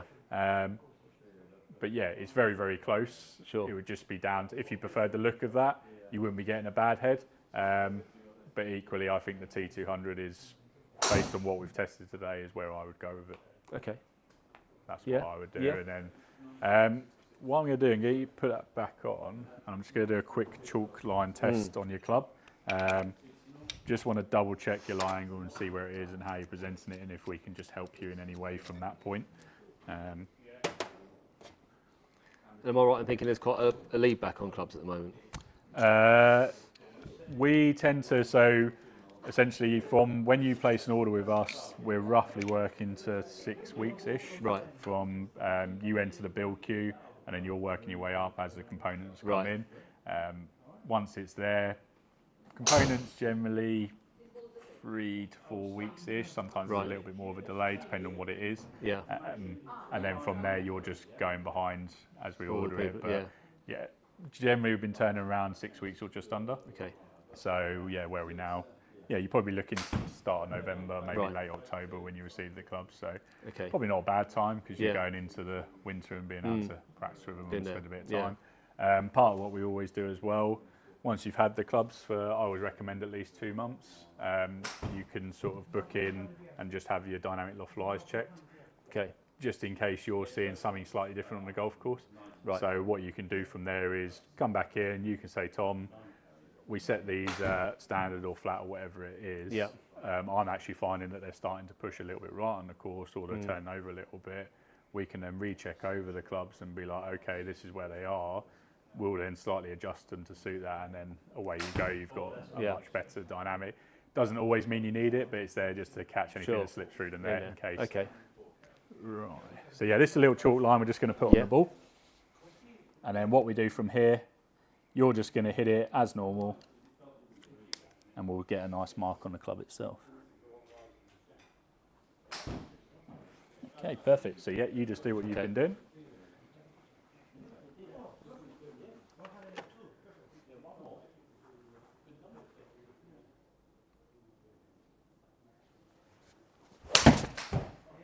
Yeah, good clean hit. Probably a fraction toe side maybe. Just a hair's breadth, but good. And then yeah, what you'll see on the club there is that little bit of a mark. Yeah. So what that means is, from the angle, you can see the line's just a little bit this way. So what that means is we want to get that line back to straight as much as possible. Okay. And funny enough, with the result, we just slightly turned it over. So what that would mean is we'd want to take the angle of the club and make it that little bit flatter, so bring it down this way. Right. Which would go in line with what you've been doing dynamically on TrackMan, to just get it a little bit flatter to help with that shape. Yeah. What it means is it can encourage you to feel like you can release the club, but it won't flip as much on you. Yeah. So yeah, from a recommendation, we're definitely going to just fractionally flatten it off about a degree. Okay. And then, like I say, we'll let you get on with that. Yeah. Be interesting, because obviously when you said it starts with the 6 iron, that's obviously the shaft bent, but it's actually the flattest club. Right. How you've been enjoying that. So that's probably suited your game and what you've been doing, because it's been in a flatter angle. I mean, my advice would be don't use it, because there's every chance you might lose the head at some point. Probably best to get it repaired, or depending on what you're going to do with the clubs after. Well, I don't.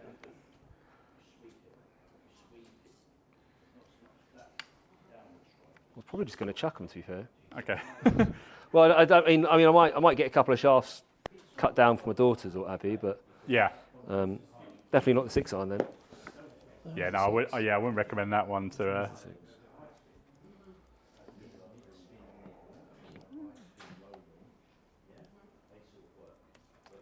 Now, in regards to set makeup, is a 5 iron still where you want to stick with your longest iron?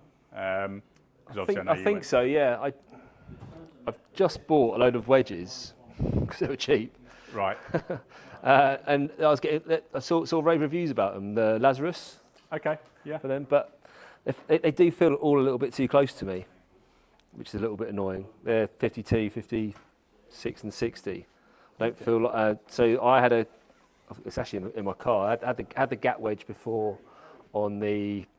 Okay. But it came with a graphite shaft. I can get it out of the car if you like. But that felt like, I think, looking at the spec of what it was, that was like 48 or something. Okay, yeah. So typically my gap wedge was going roughly around the 100 mark, whereas I find the 52 is probably maxing out about 90. Okay. But these are getting loads of spin on it. Yeah. For there. Yeah, I mean, again, it's obviously that added loft and what you're doing. Yeah. So I would possibly be tempted in getting a gap wedge as well, maybe a 5 to gap wedge. Okay. But the only problem I am finding at the moment with the 7 wood is hitting that into wind, it just kills it. It just kind of shoots up in the air. Then you're like, well, actually, is that getting any more than my 5 iron? But if I can get an extra 10 yards out of these new irons, because my 5 iron was going about, I'd say about 170. Yeah. So if I can get 180, 185 out of it, then it's probably going to be close to that 7 wood anyway. Yeah, I think definitely from a height. The thing is, before where your clubs were and what I was witnessing of that height problem would have come in the 4 iron, but now we've increased the loft and got you a little bit higher up. Essentially, we can get that flight with the 4 iron as well. 4 iron if you needed it. Yeah. Would I say you do need it? That's probably a question more for you of what your experience on the golf course. It's definitely going to fly flatter than your 7 would. Yeah. It's going to be a little bit harder to hit, don't get me wrong. Yeah. But in regards to that, if it's something you're looking for, more that flight that occasionally when you get that windy day or you're into it, that's going to pierce it a little bit more, a 4 iron would probably benefit you. Again, from that, you could go 5 to pitch wedge or 5 to gap wedge, see how you get on. Yeah. We've got your specs there, so we can always build a 4 iron at a later date. Yeah. Like I say, they're pretty new heads, so they're going to be around for the next 18 months or so at least. Yeah. So from there, we can actually build a 4 iron to that spec, and then that way you can just slip it in. It won't feel like anything. And what does their gap wedge come in? So the T200, I believe, is about 48. You don't have it here, though, do you? Not to test with, no. But what it'll be is I'm going to get you to hit your 52 and work out a yardage of where it is. Yeah. Now, you've got 2 options here. We can either slightly bend this, if it's something you're doing, and I can bend it down to 50 because you've got about 2 degrees tolerance. You can move it and see how you get on with that.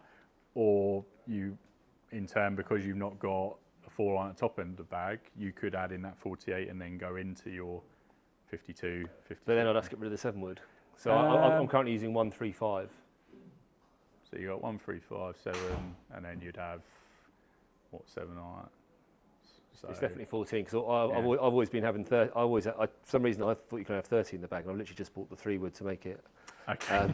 So I'd have to do something out of the bag. Okay. I'm almost half tempted just to try and hit a 5 wood soft. Yeah.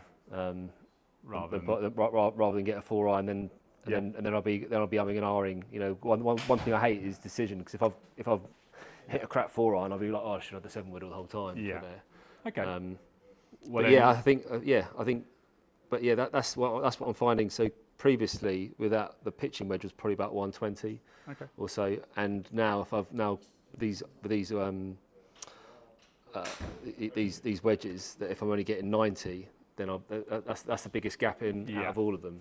Okay. And I think if I'd known about it, I'd probably rather try and be having a 5 or 6 degree difference between the wedges rather than 4. It does feel a little bit too close. Yeah. I used to have a 64, which is probably a little bit too much because I know obviously you can open the 60, but I think ideally I'd probably have like a 48, a 56, and a 62. That would be for me. But all right. Well, let's reset you up, and we'll get you on that front mat, and we'll just see how this reacts. Like I say, I can always move it, and then you can see the distance change just to try and help you along for the time being.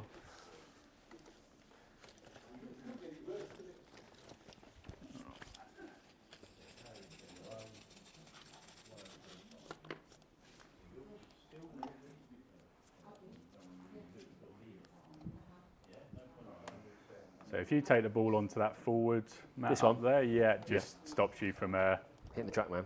Well, hitting through the ceiling as well. you just bring the ball over to the right a little bit for me, that's brilliant. Yeah, great, thank you.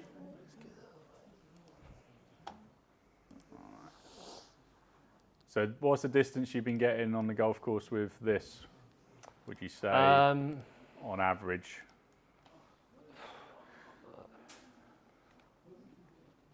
I'm not 100% sure, really. I think once yesterday I only got about 85 out of it, but I got. Okay. But these got loads of spin, so actually I pitched it past the bunker and it spun back into the bunker. Right. Okay. But yeah, on the driving range, obviously the balls are a bit crap. I struggled to make the 100, whereas the last one, the 100 was doing fine for. Okay. Yeah. If you hit a few, then we'll see.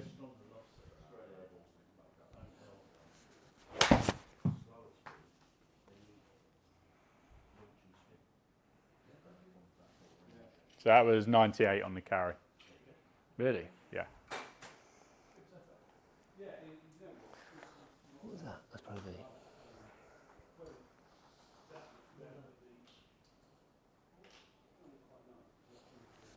Oh, that's a bad hit. Yeah, it's a little bit heavy, that's fine. Just to give you an idea, this is based on completely flat, no altitude, about 20 degrees day, just so you know for reference. Yeah. That's the problem these days, there's always a wind, it feels like you're always constantly into.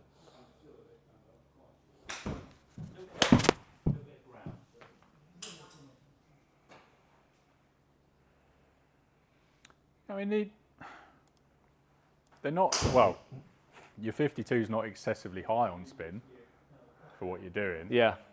I think, again, because of where you can get a bit in, you can then present under and loft it up. So that's where the 48 was almost reacting like a 50-51. Yeah. Also, you mean my 52 is everything I use around the green. Yeah. I always my old gap wedge, I used to always putt with it, whereas this just feels a little bit. Yeah, too much. A little bit on there, but. Let me have a measure of the loft, and then I'll just see where it is. Now, what we can do, like I said, we could give it a little bit of a bend and just see how that feels and what we can get from it. I normally equate about a degree to 2 to 3 yards gain, so there's probably an opportunity there to maybe get another 5 yards for you and take a little bit of loft off.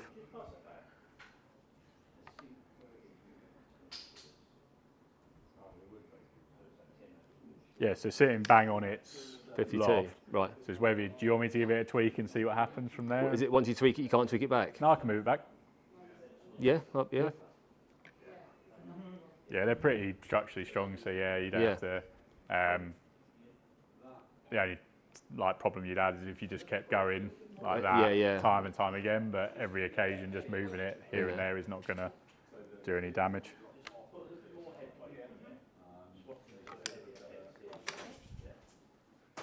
So have you bent it back through the shaft or through? The hosel design. So yeah, essentially this bit you can move depending on what club it is. Like I say, with those M2s, they've got a little bit of give, but not a lot. Depending on, I mean, forged clubs, things like this, they'll tend to move a little bit easier. Casts. Okay. Right. They've got better, but a lot of them have to be done before the manufacturing process or where they're sent out, because afterwards. So is this now a 51 or a 50? 50. 50.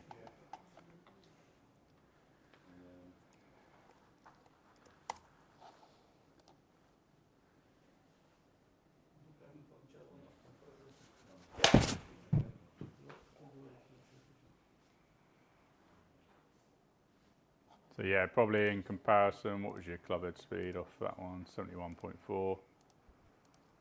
And then dynamics, 7,000. What was 28? Yeah, good. Okay, and again.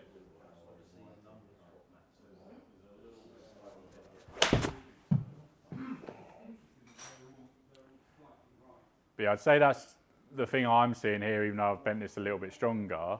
Yeah. It's more to do with your presentation of. I'm not hitting it right at the moment. Yeah, it's more underneath and sort of scooping.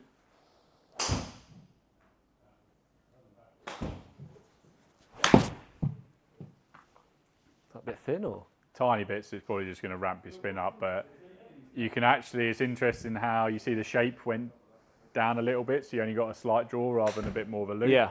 Because you're a bit more this way on top of it rather than under and flip. Yeah, it's quite funny because beforehand I used to roll my wrists with the other one, which is a 48, but I would never roll my 56. Yeah. I couldn't roll that one. So but whereas because this was 52, I thought I better not. But maybe I'll just try a little bit of this one.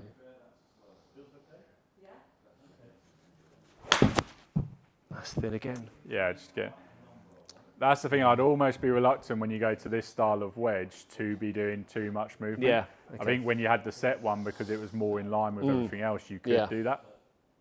Let's try it. Let's cut the toe.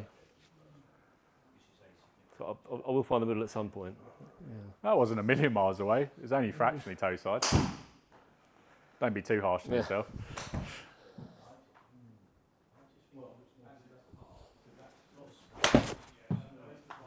Trying to swing it too fast. Yeah, no, that's all right. Take your time. Come on, smooth.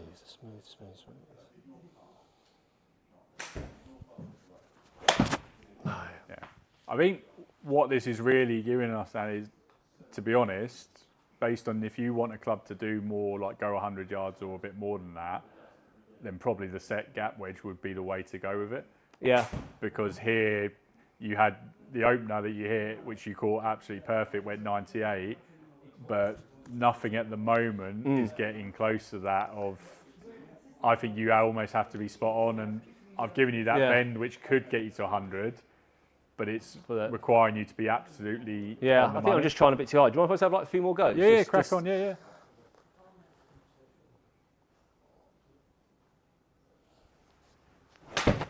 That felt better. That's probably Just started a little bit left of the line. Yeah, so that landed 98, finished 101. Right. So on a green, probably been 9900.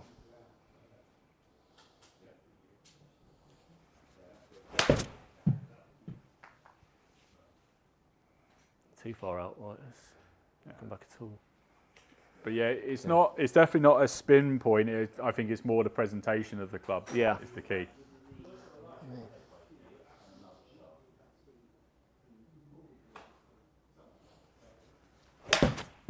That's turned over.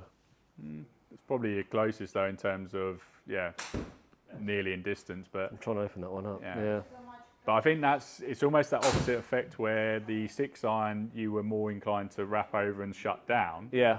This you're more inclined to sort of get under and scoop up, which probably why you preferred that gap wedge in the set, because you did more of what you were doing with the 6-iron.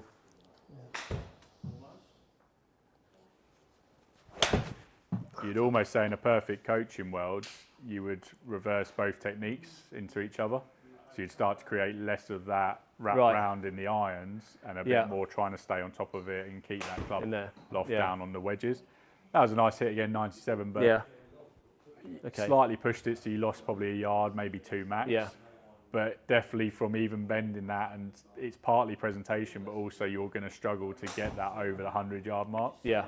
So if you do want a club to do that, I would get the gap wedge. Okay. Like I say, we've spaced that out from where you are, so at least you've got a little bit of room from your 56. But I just think if you're looking for a number, you're going to need a different club.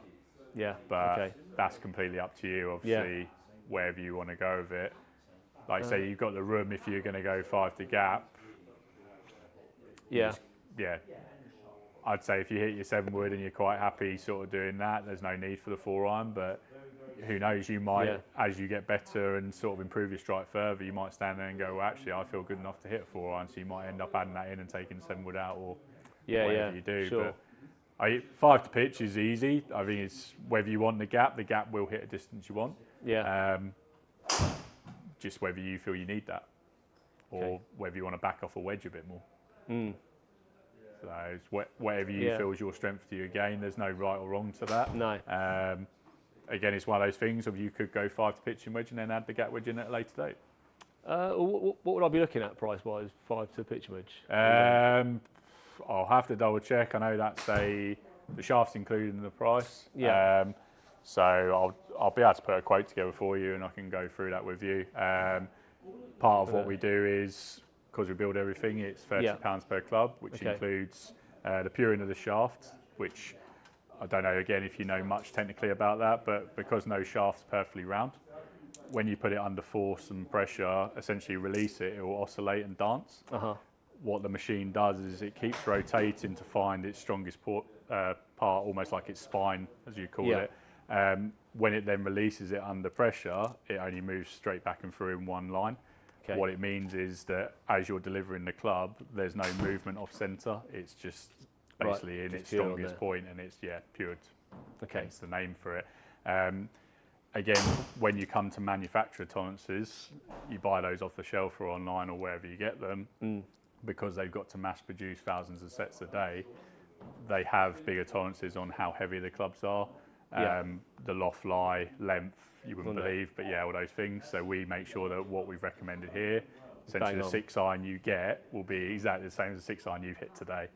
Other than it'll be brand new and shiny and without the hosel bit on it. Sure. But all that build is what allows us to get to tighter tolerances, and also it means that your 5 iron will start off as your slightly lighter iron in the swing weight and graduate heavier as you go down, which means that as the angle of the shaft is getting steeper and steeper, the swing weight's getting slightly heavier to match the shortening of the shaft, and also the angle change to again get that crispness of strike. Would an 8 iron be heavier than the 5 iron? You could end up with that if manufacturers sent it, because they would, let's say, aim for a D2 swing weight. Now, if they got it to D3, that would be fine because it's within a swing weight tolerance that they work to. But their 5 iron, they'll also try and aim for D2. So if they got that to D3 and then the 8 iron was D1 because it went light, you've essentially got a 4 grand difference, and a club that should be heavier is actually a lot lighter. But it's within tolerance, so therefore it's acceptable, which is fair because they've got to mass produce to the market. Like I say, we would build ours where our recommended swing weight for your iron will be D1.4 for your 6 iron, so that means your 5 iron will be D1.1, and then it will graduate 0.3 all the way through down into your wedge. And then if you went to the gap wedge again, that would graduate through. So it just fine tunes everything you're doing to the nth degree, and it means that you get consistency throughout your set. So I think I'll go for the gap wedge, and then worst case scenario, this gets chucked or the gap wedge gets chucked, or shelved, so to speak. Oh, that's fine. Probably the last thing from there then would be grips. Now you've got the Tour wrap on yours. Is that something you've quite enjoyed, or? I've got that on everything. So I'll probably stick with it. Unless you think it's doing negative. It's not doing anything negative. The one weakness it's always had is generally if it got wet. Most people have said it can be a little bit slippery, but. See, I got this because the guy one of the guys I was playing with saying that he's performed the best in the wet. Okay, interesting. He had the white ones, but I don't think that was any different. Normally we've had the feedback they've been sometimes when they get a bit wet, they can become a bit slippery. Oh, really? Again, depending on how much you play in the rain and what you've experienced. I'm a fair weather golfer, so I don't tend to worry about that side of things. There are grips, so I'll show you. Let me just grab one for an example.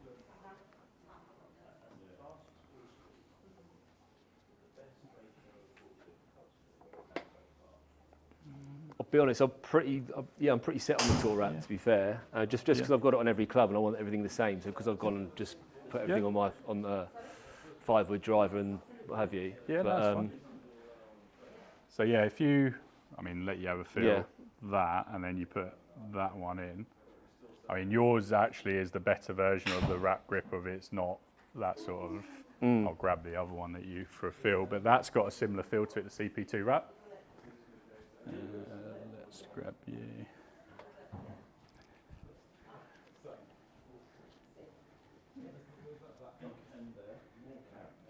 That's the one we've had the experience of where it can get a little bit slippery in that, where the CP2 wrap has been a little bit better. But to be fair, from a feel point of view, feeling that to yours, they actually feel quite similar, I think, in my opinion. I'll probably just stick with this. If in future I'll change all of them and get the CP2 done, but that's fine. I'll probably just stick more to that. If that's okay. And did you have any extra layers of tape on there, or was it just the one? I think it's just the one. I can double check that. That's absolutely fine. Pretty sure it's just. Cool. For the. Let's have a look, see what's under there. One layer of tape. That's absolutely fine. What size glove do you wear, just out of interest? Medium, large. Okay. Can you just again grip that for me? If you just hold it, I'm just gonna. Right hand. That's fine. You just stay. Okay. Just stay there. I'm just going to give you a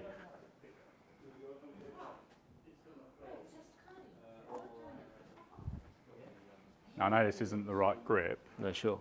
But if you just hold that for me and just more in your top hand, if you squeeze it again, and then put your right hand on for me. Does that feel much different in the top hand in terms of thickness? So that's basically a tour velvet with 3 layers of tape.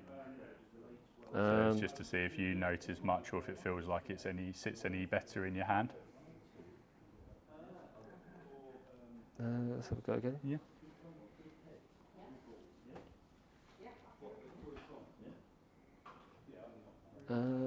This has got 3 layers and this has got 1. Yeah. What you're saying. Yeah, slightly different grips here, I have different feel, but yeah, just a little bit thicker with the layering out. But again, if it's not enough to notice or something that's never bothered you. Not really, no. Yeah. But I mean, should I just go for 2 then to split a difference? Again, it's just more of a comfort thing for you. If you feel like, oh, that felt a bit more comfortable in your hand, then yeah, you could go and split 2 for the difference. But I think because it's got a little bit of squidge in it. Yeah, you just feel like it's quite comfy anyway. It feels quite comfy anyway. Yeah, that's absolutely fine. But I mean, yeah, I mean, if I'm not noticing 3, does it do anything other than just comfort? It is from that. Would it take a bit of shock out of it or anything?